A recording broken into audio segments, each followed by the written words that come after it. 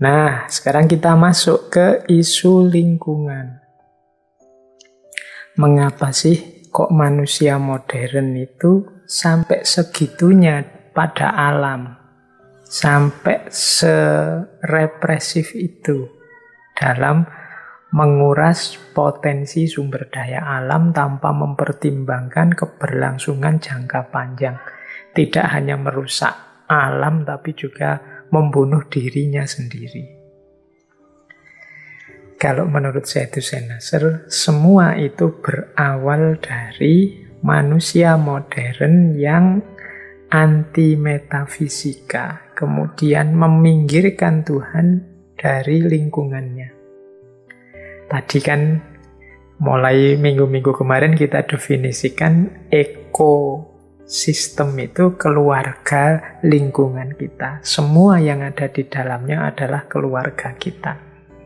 Nah, manusia modern, ya kita sebut aja manusia modern tertentu lah, atau manusia modern sebagian besar lah dulu di awal modern, biar tidak ada yang tersinggung. Khawatirnya teman-teman, saya juga modern Pak, saya tidak begitu. Kadang-kadang teman-teman cara menanggapinya kan begitu. Tidak, maksudnya secara umum manusia modern itu, kenapa dia sampai senekat itu, sekejam itu, tidak peduli itu pada alam, karena mereka meminggirkan Tuhan sebagai bagian dari ekosistemnya. Jadi mereka menyisihkan lingkungan ilahiyah. Mereka melihat lingkungan itu ya hanya materi, baik hidup maupun tidak hidup, yang ada di sekelilingnya. Jadi mereka tidak melihat bahwa apapun yang ada di sekelilingnya itu adalah anugerah Tuhan atau manifestasi dari hadirnya Tuhan. Jadi kalau versinya Zaidushen Nasr, justru akar pertama mengapa manusia itu kemudian kok lepas kontrol, menjadi zalim terhadap alam, lingkungan sekelilingnya, karena mereka menyingkirkan Tuhan sebagai bagian keluarga ekosistem. Menyingkirkan yang sakral, yang ilahiyah dari bagian lingkungan. Nah, ini yang terjadi. Ini kalau ada yang tanya, apa masyarakat tradisional? Tidak begitu, Pak. Ya, kalau dari masyarakat tradisional kan sering kita lihat praksis-praksis kearifan spiritual sehubungan dengan alam. Manusia, orang-orang tradisional lama itu kan punya kearifan tersendiri untuk menghadirkan Tuhan dalam ekosistemnya. Coba lihat Jawa zaman dulu ya. Itu ada misalnya di setiap benda, di setiap mungkin binatang, tumbuhan, benda apapun, di situ dianggap ada dayanya, ada kekuatan spiritualnya, sehingga tidak boleh sembarangan, tidak boleh. Orang dulu kan punya pandangan-pandangan begitu. Ini sakral, ini tabu, ini tidak boleh. Ini berarti masih ada sakralitas, masih ada lingkungan spiritual dalam ekosistem.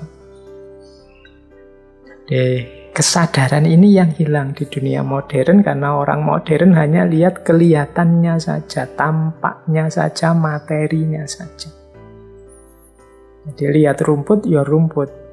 Lupa bahwa rumput itu salah satu makhluknya Allah yang juga merupakan bagian dari ciptaannya, yang juga menunjukkan kebesarannya. Bagi kita rumput ya rumput. Dia harus disingkirkan kalau mengganggu, tanpa berpikir panjang. Kalau sama sekali tidak ada rumput di lingkungan kita, kira-kira ekosistem mana lagi yang terancam keberadaannya.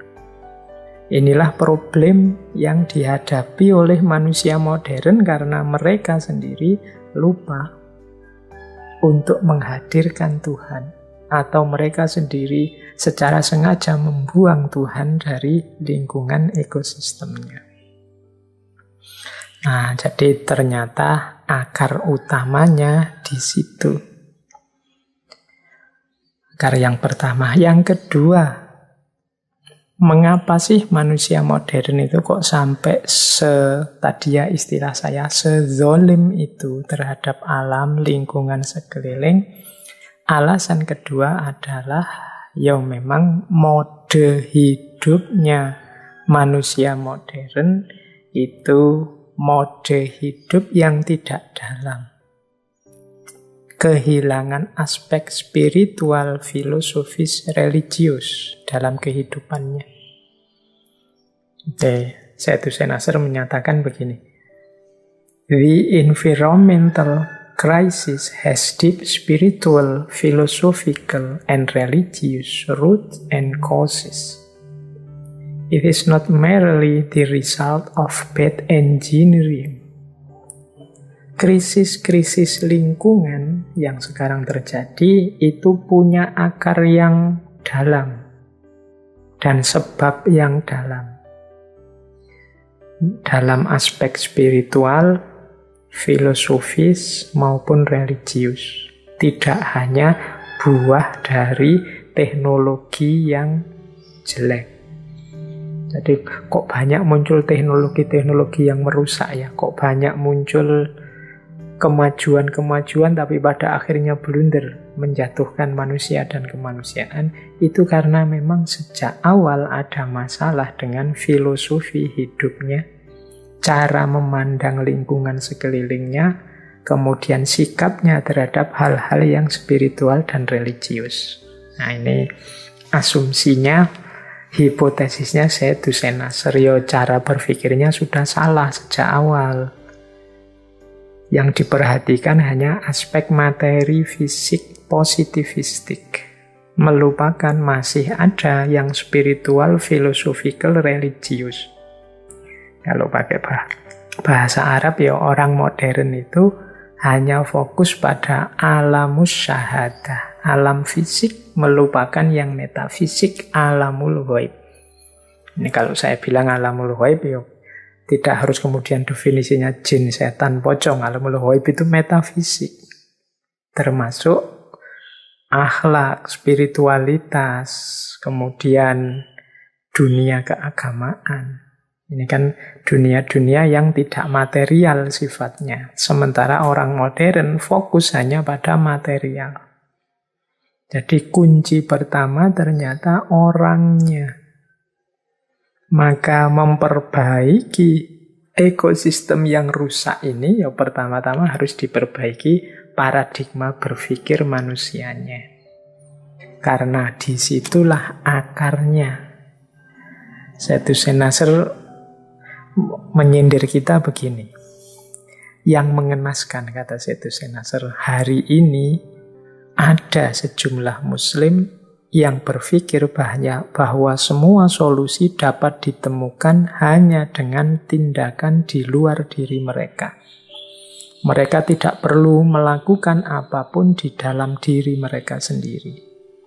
Ini adalah ide yang sangat barat, modern, ide barat, di mana Anda mencoba memperbaiki dunia tanpa memperbaiki diri sendiri.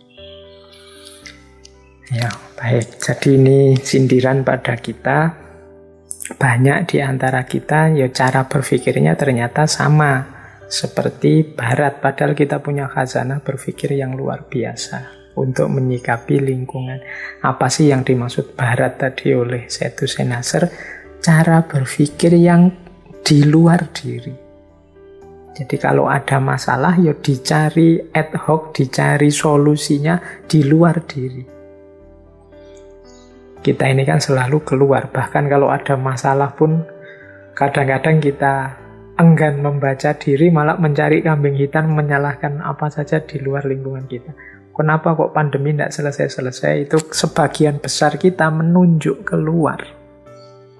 Entah itu musim lah, alamnya disalahkan lah, orang lain disalahkan, pemerintah disalahkan, tetangganya sendiri disalahkan, masyarakatnya disalahkan. Semua menunjuk keluar. Kata Nasr, gaya seperti ini itu gaya Barat. Karena gaya Barat itu yang terkenal dengan positivistiknya, melihat sesuatu hanya pada aspek materi, hanya pada aspek rasionalitas instrumentalnya. Kalau katanya Nasr, gaya kita itu kalau ada masalah pertama-tama membereskan yang di dalam diri dulu. Jangan sampai kita lupa bahwa bisa jadi problem yang muncul di sekeliling kita itu muncul karena ada andil kita di situ. Jadi kita tidak sadar bahwa kita ini mungkin part of the problem. Kita ini bagian dari masalah. Oleh karena itu, pertama-tama kalau ada masalah, ayo kita introspeksi dulu, melihat dalam diri kita sendiri dulu. Jangan sampai kita sudah marah-marah kemana-mana, mengkambing hitamkan apapun atau siapapun, ternyata kita juga andil dalam lahirnya problem-problem peradaban manusia hari ini.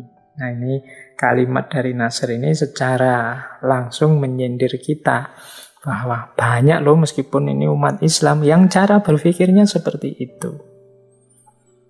Jadi gayanya seperti orang yang dikritik. Kita kan sering mengkritik Barat sebagai sumber kerusakan lingkungan sumber. Sehingga lingkungan sekeliling kita ini banyak rusak. Tapi coba kita sendiri berpikir, jangan-jangan kita juga ikut andil di situ. Ikut andil melahirkan kerusakan-kerusakan di sekeliling kita, entah kita sadari atau tidak. Nah, ini saya tertarik ada satu kalimat dari Syed Hussein Nasr dari buku Young Muslim's Guide to the Modern World. Kata Nasr begini, para cendekiawan Muslim harus mempelajari seluruh sejarah ilmu periode Islam secara lengkap dan tidak hanya bab dan periode yang dianggap mempengaruhi ilmu pengetahuan Barat. Para cendekiawan Muslim juga harus mempresentasikan tradisi sains Islam dari sudut pandang Islam itu sendiri dan bukan dari sudut pandang saintisme, rasionalisme, dan positivisme yang mendominasi sejarah sains di Barat sejak berdirinya Islam. Disiplin ini muncul pada awal abad ke-20 di Eropa dan Amerika. Jadi maksudnya Syed Hussein Nasr itu, kita ini mbok yo menggali lagi khazanah-khazanah keilmuan Islam. Jangan hanya dipotong pada bagian tertentu. Kita ini kalau saya bilang kejayaan keilmuan Islam atau khazanah keilmuan Islam itu kan bayangannya biasanya pada masa keemasan zaman Abbasiyah ketika sains di dunia Islam berkembang pesat, kemudian sains inilah yang diwarisi dan dilanjutkan oleh Barat.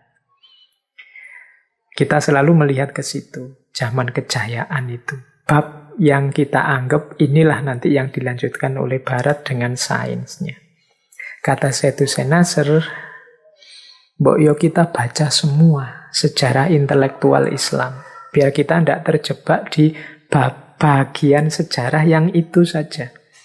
Mengapa jangan terjebak di situ? Bagian sejarah yang kita sebut era keemasan itu hanya babak tertentu dengan gaya tertentu keilmuan dalam Islam. Yang ini memang nanti dilanjutkan oleh Barat.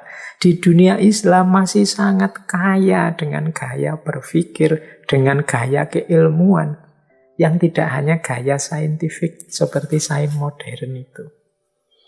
Kita masih punya Persia, kita masih punya tradisi mistik, tradisi fikih, tradisi kalam yang sangat luas, yang tidak sesederhana era keemasan dengan perkembangan sainsnya. Nah, ini yang oleh Syed Hussein Nasr disebut nanti tradisi. Kita punya tradisi keilmuan yang jauh lebih luas. Kalau kita hanya melihat bagian itu saja dalam sejarah Islam, misalnya kita bangga loh, ternyata Al-Jabar itu dari kita. Kita punya Al-Khawarizmi dengan matematikanya. Kita punya, ini kan bagian-bagian sains saja yang nanti dikembangkan di abad 20 oleh Eropa dan Amerika, oleh Barat. Kata Syed Hussein Nasr, mbok yo kita belajar babak keilmuan yang lain dalam sejarah Islam. Toh Islam ini kaya sekali dengan tradisi keilmuan. Tidak hanya itu. Kalau kita hanya melihat di situ, khawatirnya ya kita merasa inferior, kita merasa tidak punya akar tradisi keilmuan, kita merasa kalah oleh Barat. Padahal kalau kita bisa menghidupkan lagi kekayaan khazanah tradisi yang justru penuh dengan kearifan-kearifan di dunia ilmiah Islam, mungkin di situ kunci bangkitnya lagi kejayaan Islam. Nah, ini yo PR kita ya. Karena kita ini sering sekali lupa dengan kekayaan tradisi budaya kita sendiri.